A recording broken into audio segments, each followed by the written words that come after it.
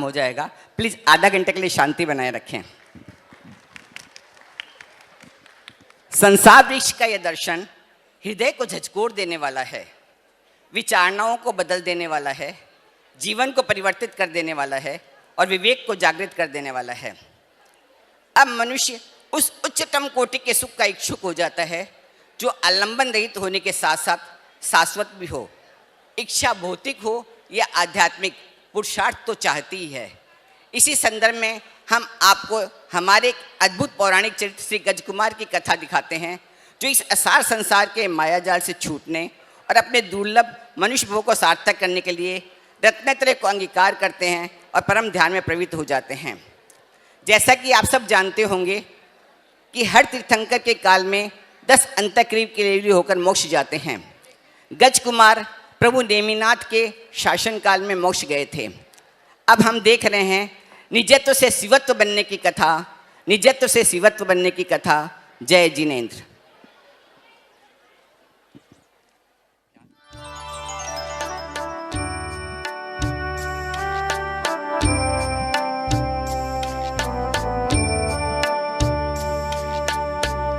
तप से होती कर्म निर्जरा, तप की महिमा गाएंगे। तप से होती कर्म निर्जरा, तप की महिमा गाएंगे। भाव सहित तप जप जो करते परमात्म बन जाएंगे। तप से होती कर्म निर्जरा, तप की महिमा गाएंगे।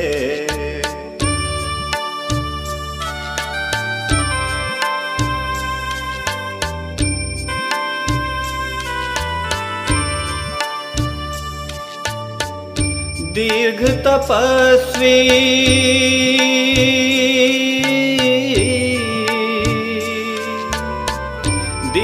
तपस्वी आदिनाथ ने तप अग्नि प्रकटाई थी।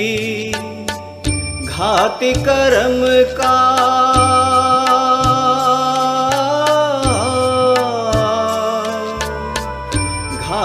कर्म का नाश किया और केवल ज्योति जगाई थी। वो दिन कब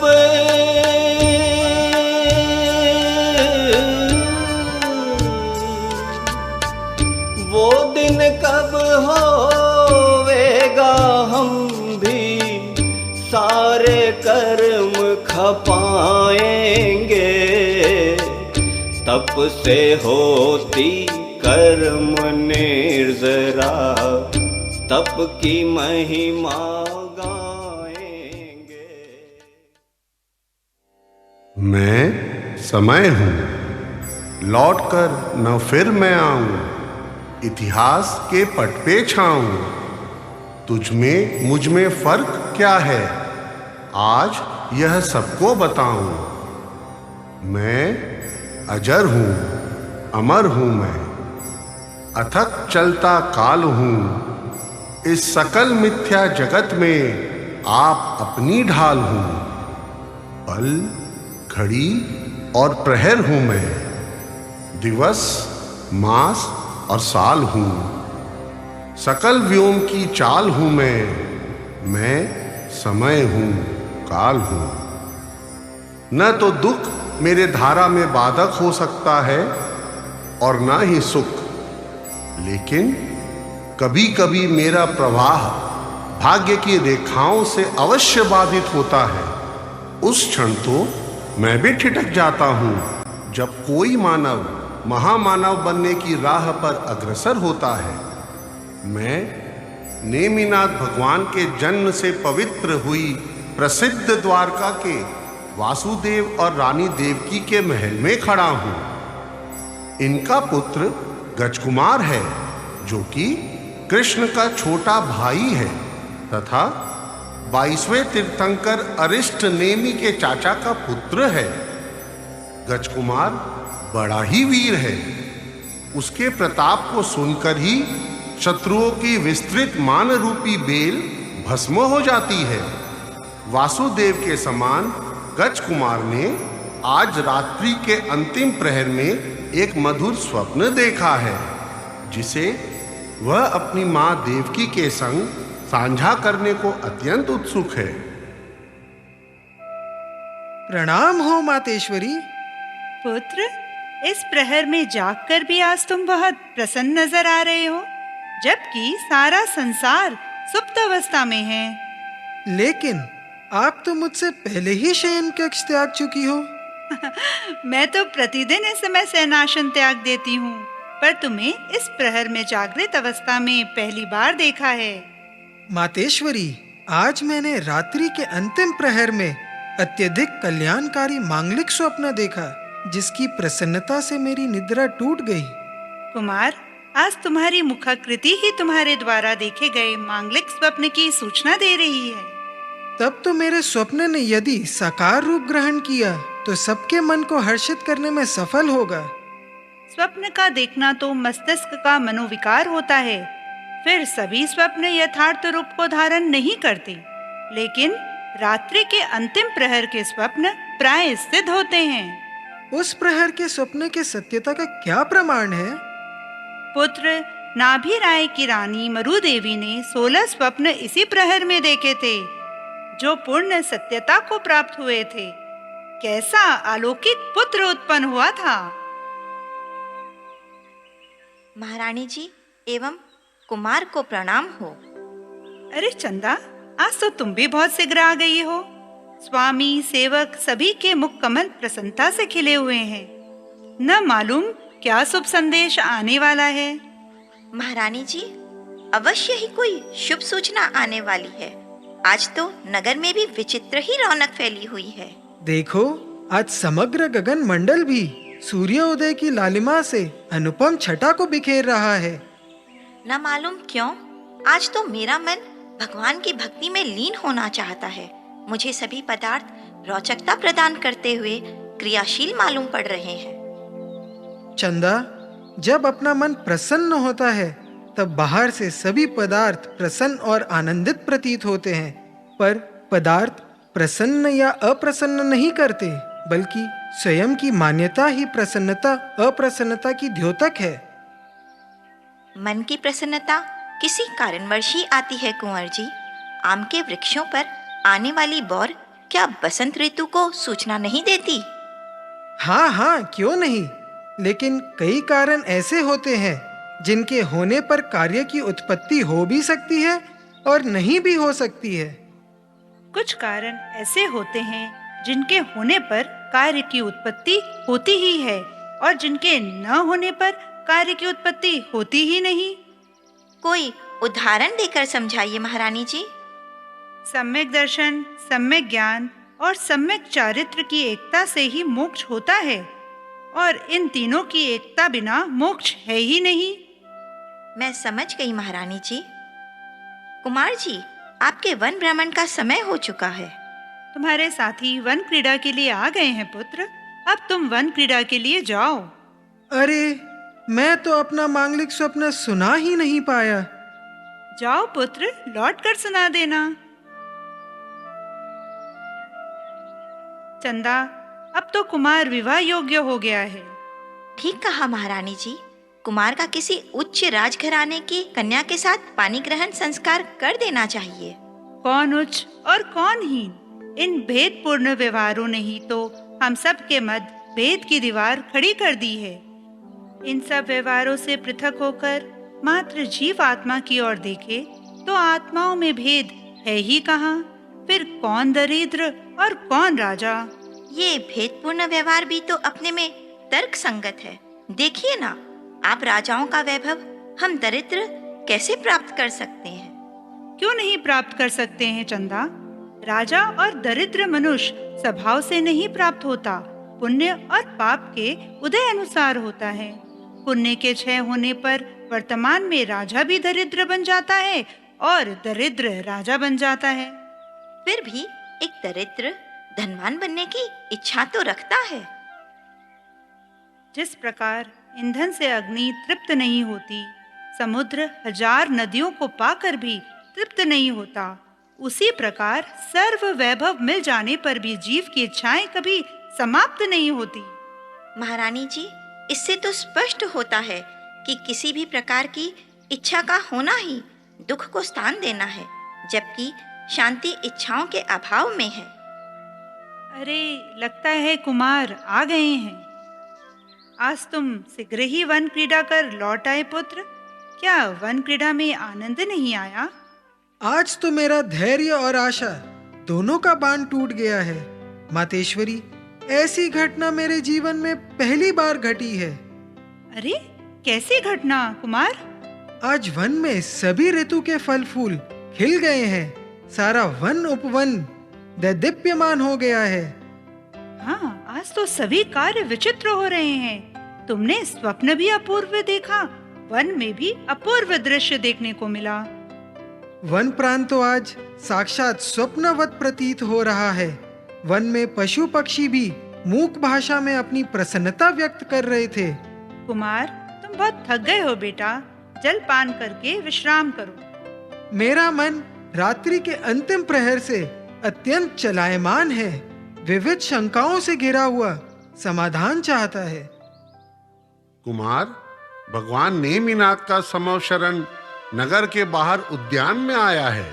क्या क्या आप सत्य कह रहे हैं भैया? हाँ कुमार। यह क्या मेरा स्वप्न साकार हो गया? बहुत ही शुभ संदेश लाए हैं भैया। ये सभी अतिशय भगवान के समव शरण के आगमन की ही सूचना दे रहे हैं। मैंने स्वप्न में साक्षात भगवान की वाणी का श्रवण किया था, जिसमें साक्षात सत्य का रूप धारण कर लिया है। उद्घोषक से कह दो, यह शुभ संदेश नगर में उद्घोषित कर दे। संपूर्ण प्रजा सहित हम शीघ्र ही भगवान के दर्शन के लिए चलेंगे। आज द्वारका नगरी के भाग खुल गए। संपूर्ण नगर में हर्षपूर्ण वातावरण फैल गया है। मातेश्वरी, आज गगन भी अपने अनुपम छटा बिखेर कर भगवान के पदार्पण से प्रमोदित होकर सूर्य के साथ मिलकर भगवान के आगमन का शुभ संदेश देता हुआ स्वागत कर रहा है।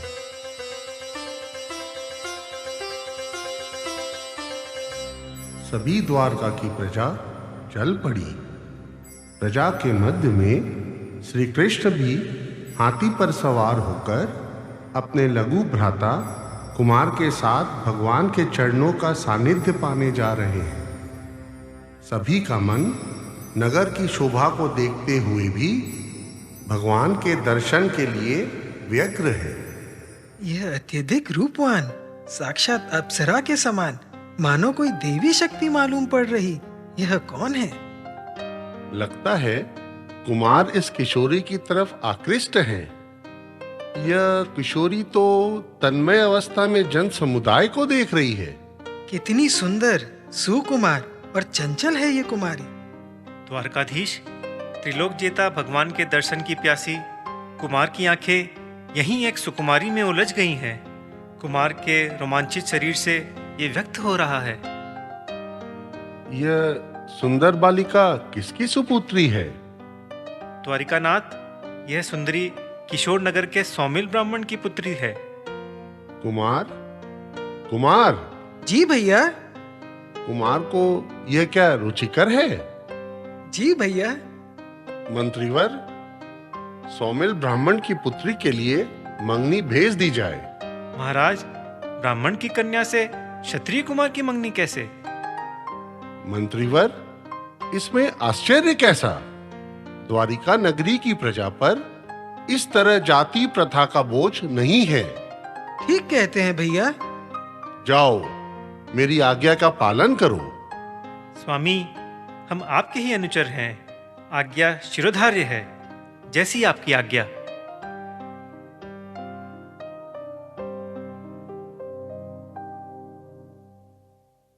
पंडित जी, द्वारकाधीश ने समाचार भेजा है। क्या क्या मेरे परिवार के किसी सदस्य से अपराध हो गया है? नहीं नहीं, शांत चित्त होकर महाराज का संदेश सुनिए। कहिए मंत्रीवर।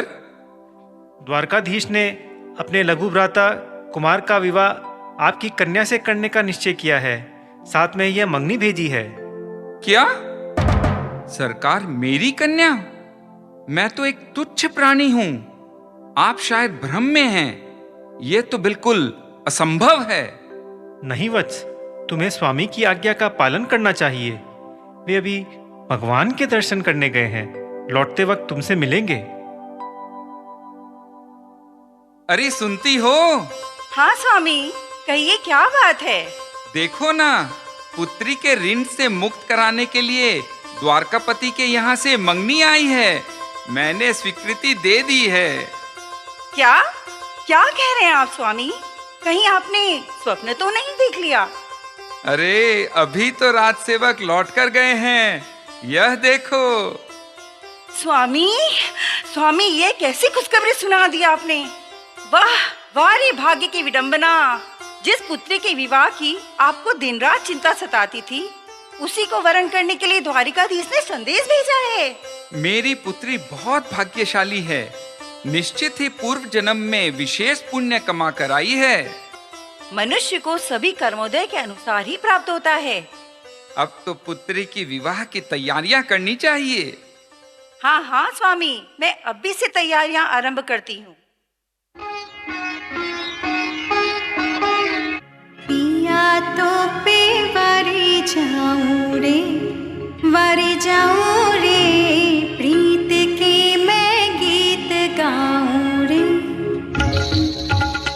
पिया तो पे वारी जाऊं रे, प्रीत के मैं गीत गाऊं रे। वारी जाऊं रे, पिया तो पे।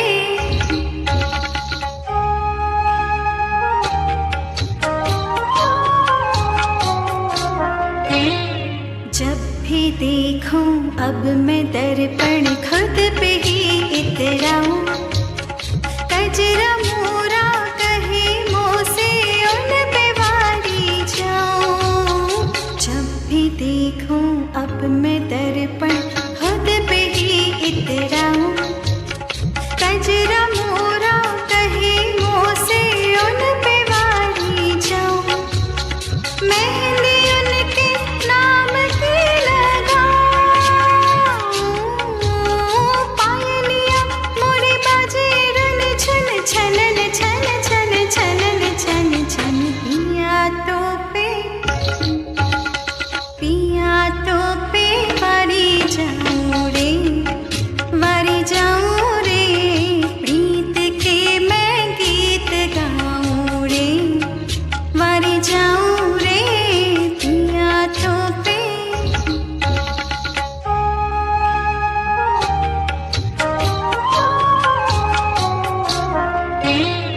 उनसे मिलने के किन्हों दिन मैं संभल ना पाऊं।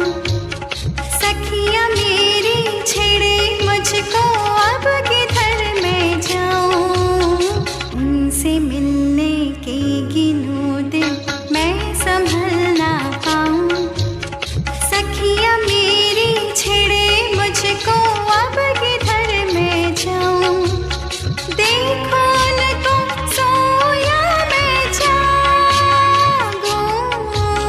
चुनर मेरी सर से थिरक है, तन धड़क है मन। पिया तो पे वारी जाऊं रे, पिया तो पे वारी जाऊं रे। इंद्र द्वारा रचित समव शरण की शोभा निरख नगर की सभी प्रजा आश्चर्यचकित है। श्री कृष्ण और गज कुमार के साथ संपूर्ण प्रजा प्रभु के चरणों में नतमस्तक होकर अमृत रूपी दिव्य वचन सुनने में निमग्न हो गई।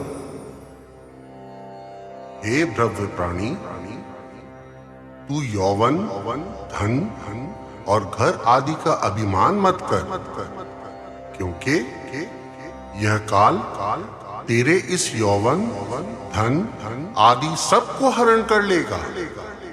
यह धन, यौवन आदि इंद्रजाल के समान निष्फल है।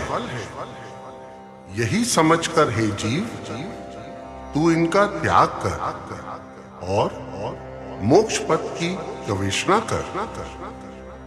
हे प्राणी, यह संसार नील कमल के पत्ते पर पड़े हुए जल के समान चंचल है।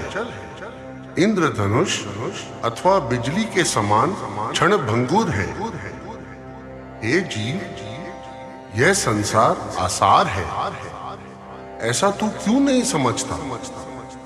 तुझे भ्रांति से इसमें सार दिखाई देता है, परंतु इस संसार में कोई सार नहीं है। हे प्राणी, यह संसार रूपी वन अनेक प्रकार के शोक, वियोग और भय से भरा हुआ है। यह संसार रूपी वन अत्यंत पापमय है।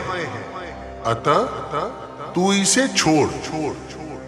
हे जीव, अब तू इन समस्त परिग्रहों का त्याग कर, विशेष चारित्र का पालन कर, शुभ संपत्ति से भरे हुए मोक्ष पथ को देख। इस संसार में तेरा वास्तविक मित्र शुक्ल ध्यान है। यदि तू इसे धारण करेगा तो तुझे मोक्ष पद प्राप्त होगा और अनंत सुख मिलेगा। भगवान की सारगर्भित अलौकिक वाणी सुनकर संपूर्ण प्रजा गदगद हो झूम उठी। सभी के विचारों में परिवर्तन आ गया। भगवान की दिव्य ध्वनि में तत्वों का उपदेश सुनकर गज कुमार को संसार से वैराग्य हो गया। अभी तक जो भोगों में तल्लीन थे, दृष्टि का फेर हुआ, भोग की धारा ने मोड़ लिया और योग की धारा शुरू हो गई। मोरा मन जग में घबराए, मोरा मन जग में घबराए। शुद्ध बुद्ध शिव सिद्ध बनूं अब बार बार दोहराए। मोरा मन जग में घबराए, मोरा मन जग में घबराए।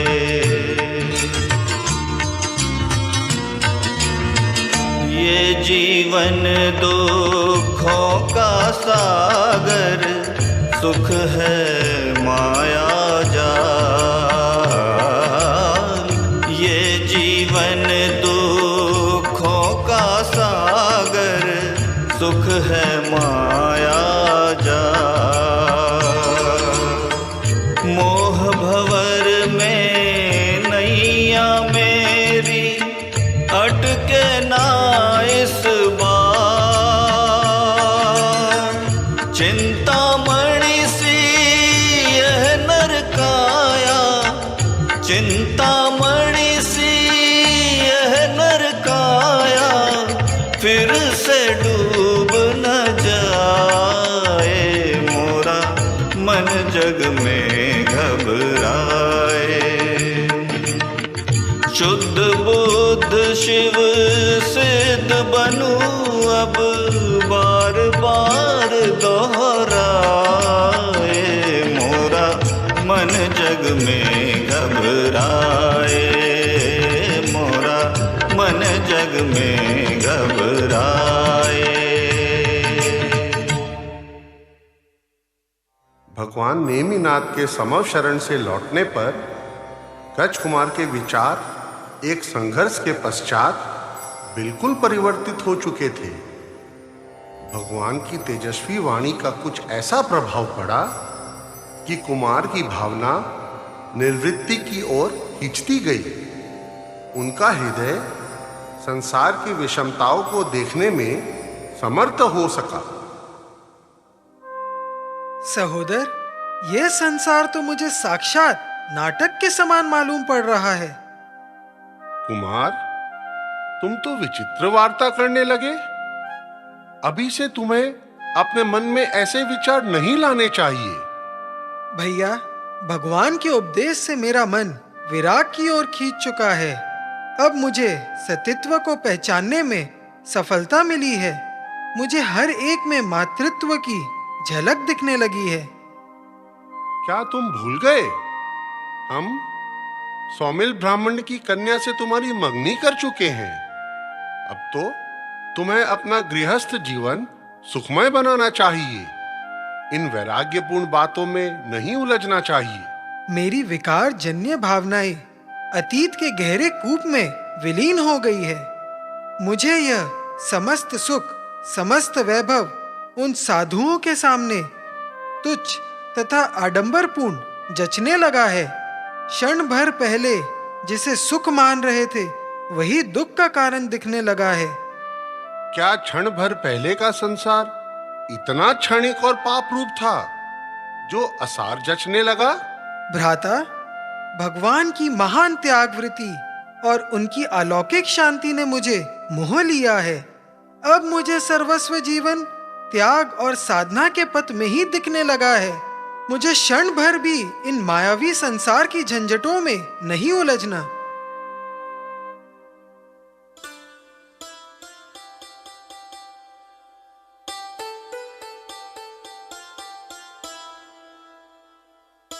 मातेश्री, आज कुमार के पाणी ग्रहण संस्कार के लिए सौमिल ब्राह्मण के घर मंगनी भेज दी है, जो स्वीकार कर ली गई है। सच? ये तो बहुत ही खुशी की खबर है। कन्या तो तुम्हारी देखी हुई होगी। हाँ, कुमार ने ही। क्यों क्यों कुमार? हाँ माँ, आज जैसी अलौकिक भगवान की वाणी मैंने पहले कभी नहीं सुनी। क्यों भैया, आपने भी श्रवण की होगी। मातेश्वरी, मैं आपकी अनुमति लेना चाहता हूँ, और भैया आपसे भी। किस कार्य के लिए पुत्र? पहले आप वचन दीजिए कि मैं ना नहीं करूंगी। किस बात की अनुमति पुत्र? उतना आप निश्चित मानिए, किसी अच्छे कार्य की ही अनुमति लूंगा। फिर साफ साफ क्यों नहीं कहते? भगवान का शिष्य बनना स्वीकार करूंगा। किंतु हम सब तो उनके शिष्य हैं। हाँ, यो तो हम सब उनके शिष्य हैं, किंतु अब मैं उनका ऐसा शिष्य होना चाहता हूँ जो उनके चरण चिन्हों का अनुगमन कर सकूं। कुमार, ये तुम क्या कह रहे हो? अपनी माँ को दुख देने वाले ऐसे दुर्भाग्यपूर्ण शब्द मत कहो पुत्र। माँ, आप इसे दुर्भाग्य समझकर मेरे सौभाग्य का कारण मानकर मुझे गृह त्याग की आज्ञा प्रदान कीजिए। ये क्या कह रहे हो पुत्र? तुमने यह भी सोचा है कि तुम साधना के कठोर पद के योग्य नहीं हो? क्या तुम उन कठिन व्रत को निभा सकोगे? साधु जीवन के कष्टों की तरफ कभी तुमने विचार किया है? वह भग भग प्रतिबंधों से घिरा हुआ है। कुमार, वहाँ सुख दुख समान माने जाते हैं। भूमि की तपती रेती पर तुम अपने सुकुमार पैरों से कैसे विचरण कर सकोगे? अपने मन को राशि विलासों से कैसे विमुख कर सकोगे पुत्र? क्या तुम्हारी कच्ची उम्र इस योग्य है? यह बालक हट उचित नहीं है पुत्र। एक क्षत्रिय कुमार स्वार्थ या परमार्थ किसी के भी हेतु शत्रु पर तलवार चला सकता है, तो फिर क्या वह कर्म रूपी शत्रुओं पर विजय प्राप्त करने के लिए क्या उन कष्टों से विचलित होगा? ज्ञानी को कष्ट कहाँ? मुझे सिर्फ आपका आशीर्वाद चाहिए। भूपेश्वर, कुमार की दृढ़ भावनाओं से मैं तो विचलित हो उठा हूँ। मुझे पूरा विश्वास हो गया है कि अब यह घर में रहने वाले नहीं हैं। मंत्रीवर, इस हट में समझाना मेरा परम कर्तव्य है, ज्येष्ठ भ्राता जो हूँ। पर यह सब व्यर्थ होगा सहोदर। अब मैं इन प्रलोभन में आने वाला नहीं हूँ। कुमार, राजमाता का कहना है आप केवल एक दिन के लिए राज्य करना स्वीकार कर लें। उसके बाद दीक्षा ग्रहण करना। हाँ पुत्र हाँ, केवल एक दिन के लिए तुम्हारी माँ तुम्हें राजा के वेश में देखना चाहती है पुत्र।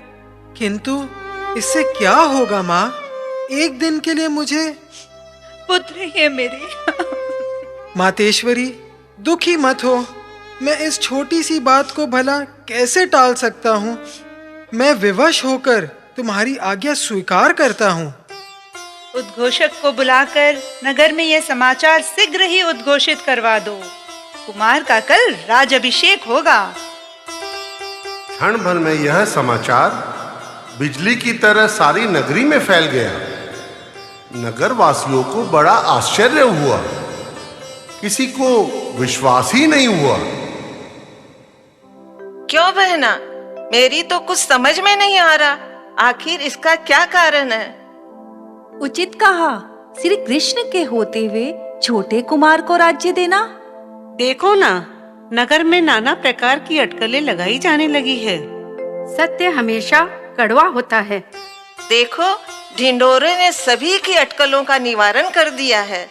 समस्त नगर में खुशियां मनाई जाने लगी है। कैदियों ने भी कारावास से मुक्ति पाई है। चारों तरफ चहल पहल है और आनंद का साम्राज्य छा गया है। कुमार तो बहुत ही सरल स्वभावी और उदार चित्त वाले हैं। द्वारिका नगरी की सजावट भी तो किसी दुल्हन के समान प्रतीत हो रही है।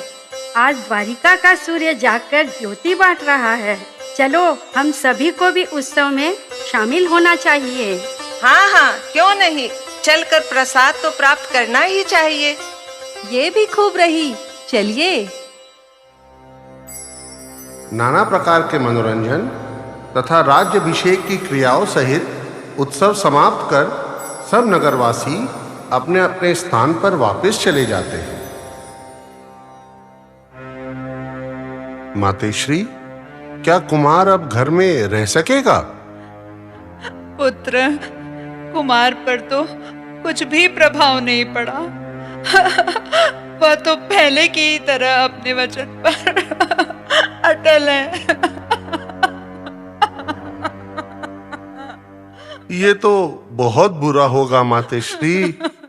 बड़े भाई के रहते छोटा भाई वैरागी हो। रो मत मातेश्वरी, शांत रहो। मैंने सभी प्रलोभन दिए, पर उसकी दृष्टि को मैं नहीं बदल सकी। ओह, मेरा तो इस दुखद वार्ता से हृदय ही फटा जा रहा है। कैसे धीरज धारण करूं, कैसे धीरज धारण करूं पुत्र।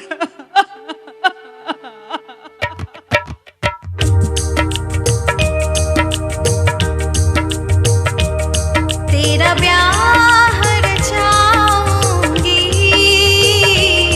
बहुरानी लाऊंगी, मत घर छोड़ के जा, घर तेरा बसाऊंगी, मत घर छोड़ के जा, घर तेरा बसाऊंगी।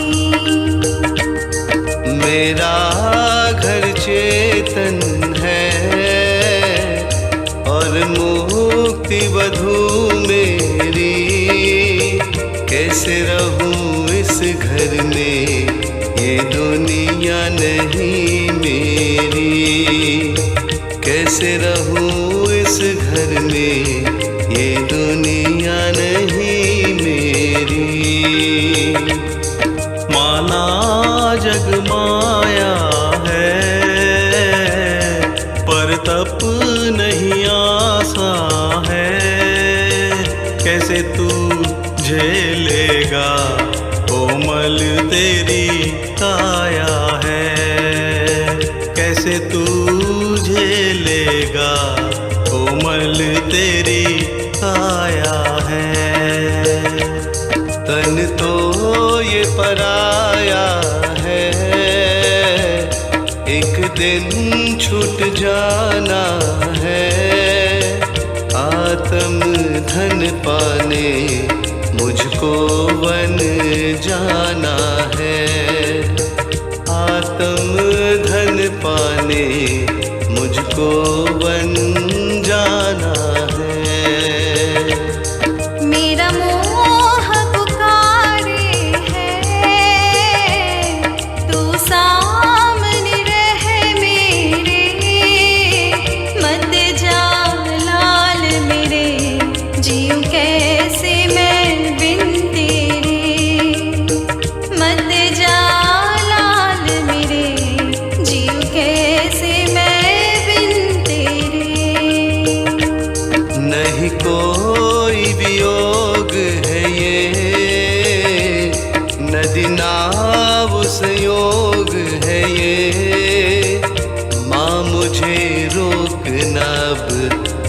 भव का रोग नशे, माँ मुझे रोक नब ये भव का रोग नशे।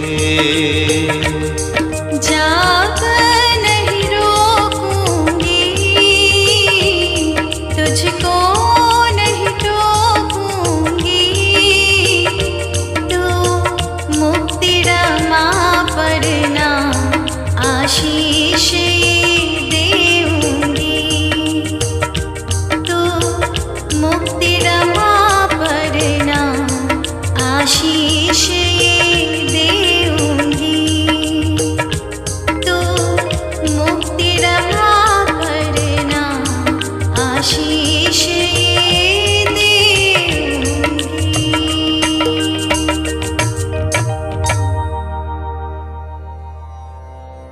कल जिस द्वारिका ने अपने प्रिय और नए राजा को अलंकारों, आभूषणों और सुंदर बहुमूल्य वस्त्रों से सुशोभित होते देखा, उसी दिव्य पुरुष को सजावट बनावट से रहित साधु वेश में नगर से बाहर आज तपस्या को जाते देखा। चारों दिशाओं में राजमाता के लाल के वैराग्य की जय जयकार गूंज रही है। कैसा अद्भुत चमत्कार है। इस सुहावनी वेला को निरख कर सहस्र रश्मि से युक्त सूर्य देवता भी प्रकाश फैलाकर प्रसन्नता को प्राप्त हो रहे हैं। धन्य है ऐसे देवकी के लाल की दृष्टि का फेर। सबका हृदय कुमार के पगों के पीछे खिंचा चला आ रहा है। कैसा संयोग है, संपूर्ण नगर की आंखें कुमार पर लगी हुई है। धन्य है ये देवकी का पुत्र जिनकी आंखें अपनी आत्मा पर लगी हुई है। ओह, सबकी आंखों से अश्रुधारा बह निकली है, सबका हृदय भर आया है। कुमार की उत्कृष्ट वैराग्य भावना ने सबको वश में कर लिया है। विचित्र घटना है द्वारिका नगरी के लिए। अरे यह क्या, कुमार के बढ़ते हुए कदम रुक गए हैं। आप सबसे मैं आज तक हुई गलतियों के लिए क्षमा मांगता हूँ। अब सभी नगरवासी अपने स्थान पर लौट जाइए। अब मैं साधना के पथ पर बढ़ने के लिए जा रहा हूँ, अपनी आत्मा की शांति को विकसित करने के लिए। सबका कल्याण हो।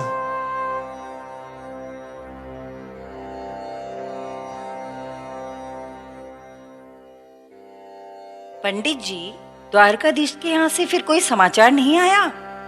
मैं भी सोच रहा हूँ क्या हुआ। मंत्रीवर तो मुझे बोलकर गए थे कि प्रभु दर्शन के आने के पश्चात द्वारकाधीश मुझसे मिलेंगे।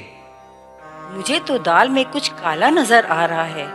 कहीं वो संबंध करके मेरी पुत्री को भूल तो नहीं गए? नहीं नहीं, ऐसे अशुभ मत बोलो। मेरी पुत्री इतनी अभागी नहीं है। हमारी पुत्री भी आजकल सुस्त रहती है। वह भी बेसब्री से कुमार का इंतजार कर रही है। मुझे भी अपनी पुत्री की चिंता है। मैं पता लगाता हूँ। गज कुमार वन में एक सघन वृक्ष के नीचे अपनी साधना में लीन हो गए। सूर्य को अस्त होते देखकर सौमिल ब्राह्मण, जो द्रुत गति से नगर की ओर बढ़ा चला आ रहा था, उसने सामने सघन वृक्ष के नीचे तपस्या करते हुए एक युवा ध्यानी को देखा। ध्यानस्थ मौन देखकर उसका श्रद्धा से सिर नतमस्तक होना चाहता ही था कि वह चौंका। हैं? यह मैं क्या देख रहा हूँ? यह तपस्वी तो स्वयं राजकुमार हैं, मेरे दामाद। कुमार, कुमार, आप यहाँ और इस वेश में? कहीं मैं स्वप्न तो नहीं देख रहा हूँ? यह छल तो नहीं है? आप इस फकीर से व्यर्थ ही वार्तालाप क्यों कर रहे हैं पिताजी? चलिए अपने घर चलिए। रात्रि अपना काला साया फैलाती हुई बढ़ती आ रही है। नहीं पुत्र नहीं, मेरी आंखें धोखा नहीं खा सकती। कुमार, कुमार, आपने ये क्या स्वांग रचा रखा है?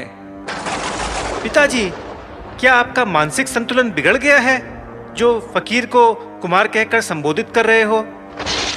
पुत्र, यह फकीर नहीं, देवकी का कुमार है, कुमार। अरे ये तो सच में कुमार है। इस एकांत निर्जन वन में इस तरह अकेले क्यों खड़े हो? क्या आपको भय नहीं लग रहा है? यह फकीर का वेश आपके योग्य है क्या? कुमार, चलो घर लौट चलो। पिताजी, लगता है कुमार अपनी माँ या भाई से रूठ कर चले आए हैं। राजमहलों को त्याग कर यहाँ आने की क्या आवश्यकता थी? यहाँ आपको कौन सा सुख मिलेगा? क्या महाराज श्री कृष्ण की अनुमति लेके आए हो? कुमार, मैं कहता हूँ चुपचाप मेरे साथ चलो। पिताजी, कुमार तो कुछ बोल ही नहीं रहे हैं। मैं देखता हूँ। धूर्त, अगर तुझे साधु ही बनना था तो मेरी पुत्री से मंगनी क्यों की? बोलिए, जवाब क्यों नहीं देते? आपको गृह त्याग का अधिकार ही क्या रह गया था? मेरी बहन के बारे में आपने कुछ भी नहीं सोचा कि उसका क्या होगा? मैं फिर से प्रार्थना करता हूँ कुमार, इस वेश को छोड़कर राजमहलों में चलिए। मेरी पुत्री के साथ न्याय कीजिए। बोलिए, बोलते क्यों नहीं? ठहरो, मैं बताता हूँ। फिर देखता हूँ यह स्वांग कितनी देर तक रहता है। पुत्र, तुम अग्नि का प्रबंध करो। रोज युक्त होकर ऐसा मत करो पिताजी। अब मैं कुछ नहीं सुन सकता। इसने मेरी पुत्री की जिंदगी बर्बाद की है। मैं इसे बर्बाद कर दूंगा। तत्काल ही उस ब्राह्मण ने पास की अर्धदग्ध चिता में से जलते हुए अंगारे निकालकर ध्यानस्थ कुमार के सिर पर मिट्टी का पाल बनाकर भर दिए। पिताजी, मानव होकर भी दानव मत बनिए। इतना कड़ा दंड मत दीजिए पिताजी। तुम चुप करो। पिताजी, पत्थर तक का कलेजा कांप उठा है। प्रकृति भी डोल उठी है इस कृत्य को देखकर, पर आपका हृदय नहीं पसीज रहा है।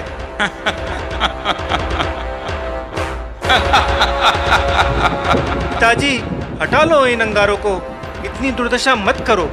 कुमार शांत हृदय से सब सहन कर रहे हैं। उनका मन अटल ध्यान में लगा है, वह इसी तरह लगा रहेगा। कपटी, अब भी नहीं बोलता? क्या और त्रास दूं? कुमार तो अब भी चट्टानवत अपने ध्यान में मग्न है। धन्य है कुमार, धन्य है।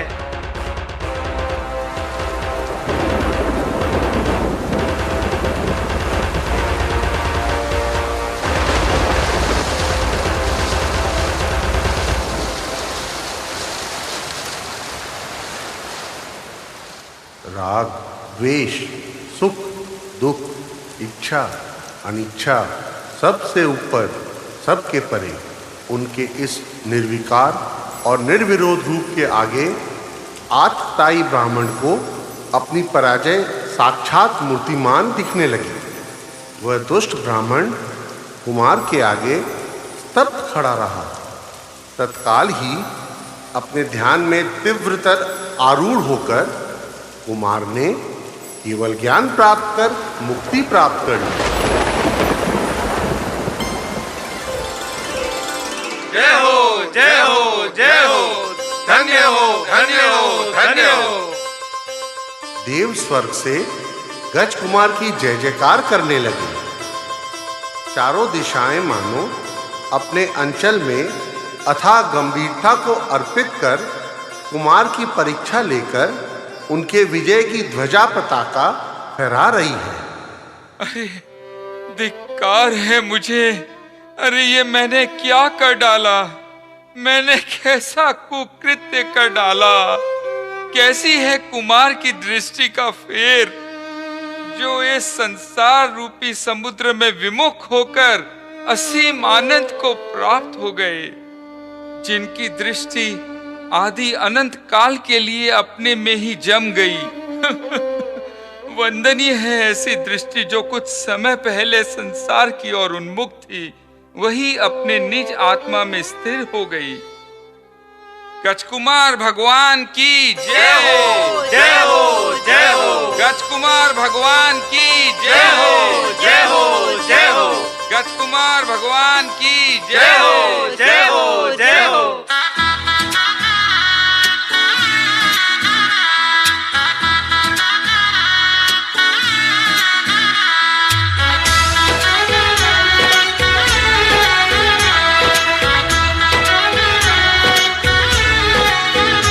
आज गली गली दीप जलाएंगे, आज स्वर्ग के फूल बिछाएंगे।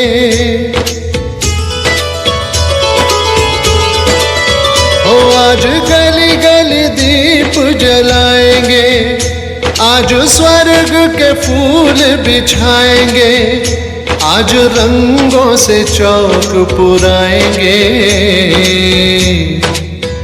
नैना अपने बिछाए हम द्वार सजाए मुस्काएंगे, प्रभु जी को अपने हृदय में बिठा के हर्षाएंगे।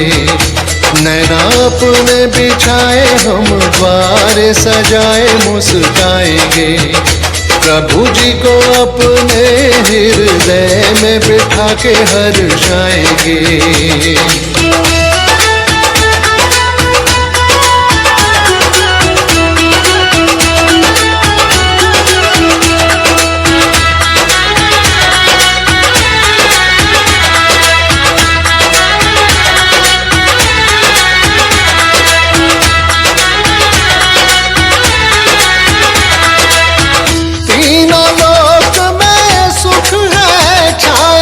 सुन प्रभु की निर्वाण कथाएं, आनंदम आनंदम के सुर से गूंजी है दसों दिशाएं। ये वही क्षण है निरंजन जिसको लख जग मौत मनाए। आज प्रभु भक्ति में रम जाएंगे, भव भव के दुख कट जाएंगे, प्रभु वंदन कर तर जाएंगे। नैना भीगे भीगे जाए खुशी अपनी हम न छुपाएंगे, मृदंग बजाओ हम मंगलाचार सुनाएंगे। नैना भीगे भीगे जाए खुशी अपनी हम न छुपाएंगे, मृदंग बजाओ हम मंगलाचार सुनाएंगे। जाके आसमानों से चंदा तारे लाएंगे, जिन शासन के लल्ला जी तुम्हीं पर सब लुटाएंगे। तुम्हारे गीत को सरगम के साथों सुर में ढालेंगे, के मंगल गान गाएंगे हम मंगल गान गाएंगे। श्री प्रभुवर की आरती करना है दिन रैन, आज प्रभु को मोक्ष हुआ धन्य हुए हैं नैन। श्री प्रभुवर की आरती करना है दिन रैन, आज प्रभु को मोक्ष हुआ धन्य हुए हैं नैन। नतमस्तक है तीन लोक सुर नर करे प्रणाम। कर्म काली माँ काट कर प्रभु गए निज धाम, प्रभु गए निज धाम। आज दसों ही दिशाएं जैसे अमृत रस छलकाएंगे, नैना भीगे भीगे जाए रिमझिम सावन बरसाएंगे। किस्मत पर अपनी इंद्रदेव इठलाएंगे, प्रभु का निर्वाण महोत्सव आज मनाएंगे।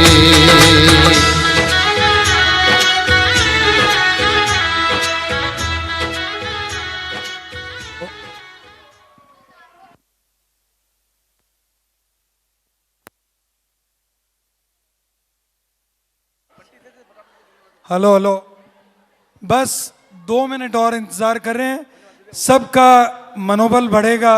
मैं रिक्वेस्ट करता हूं सारे पार्टिसिपेंट्स, सारे वॉलंटियर्स जो मौजूद हैं यहाँ पर, कृपया मंच पर पधारें।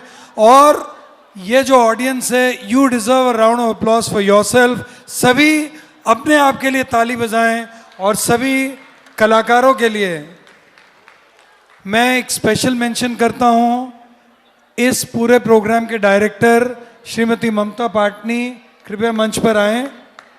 लिरिसिस्ट श्रीमती सुनीता बेनाडा, और इन सब को जो बांध के रखी थी श्रीमती हीरामणि छाबड़ा।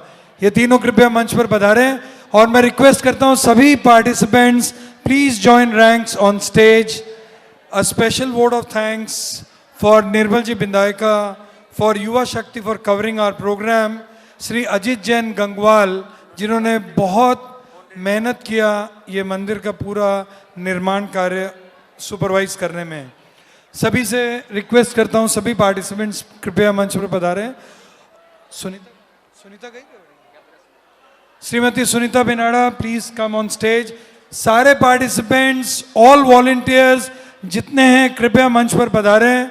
आप सभी को धन्यवाद ज्ञापन करते हैं and to the management of Kala Mandir, to all the bouncers over here, lightmen, cameramen, Vineet जी पाटनी एवं और किसका बोलूं, और जो हमारे ट्रस्टीज थे, आप सभी धन्यवाद के पात्र हैं।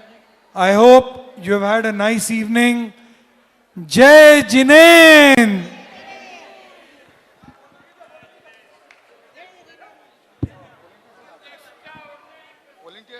Volunteers please report on stage. एक जरा सभी का फोटो आएगा।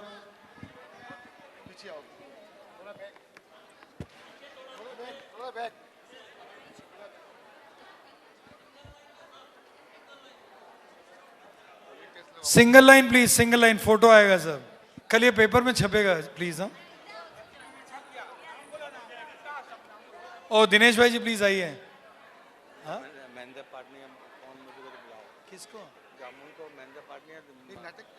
जामुन भाई जी प्लीज स्टेज पर आइए अपनी पूरी टीम को लेके। सुभाष भाई जी सब आइए प्लीज। ये जो देखिए ये जो फोटो आएगा ये पूरा सब पेपरों में छपेगा। महेंद्र भाई जी सबको लेकर आइए। पवन भाई जी प्लीज कम अलोंग। अजय भैया चलिए आइए, वॉलंटियर्स, अरे ये पेपर में छपेगा, आइए जल्दी आइए। C2 कम।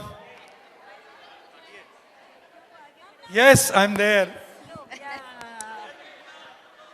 देखिए ये दोनों बहनें हमारी ममता और सुनीता और बड़ी माँ और मैं, देखिए हम लोग सब एक ही परिवार के।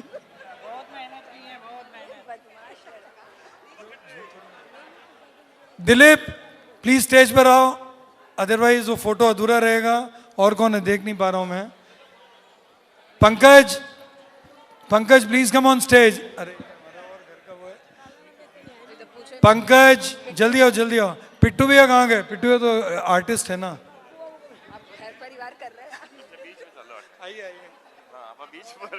देखिए ये जो फोटो आएगा अभी, जो और ज्वाइन करना चाहते हैं ये सभी पेपर से छपेगा। और कौन है?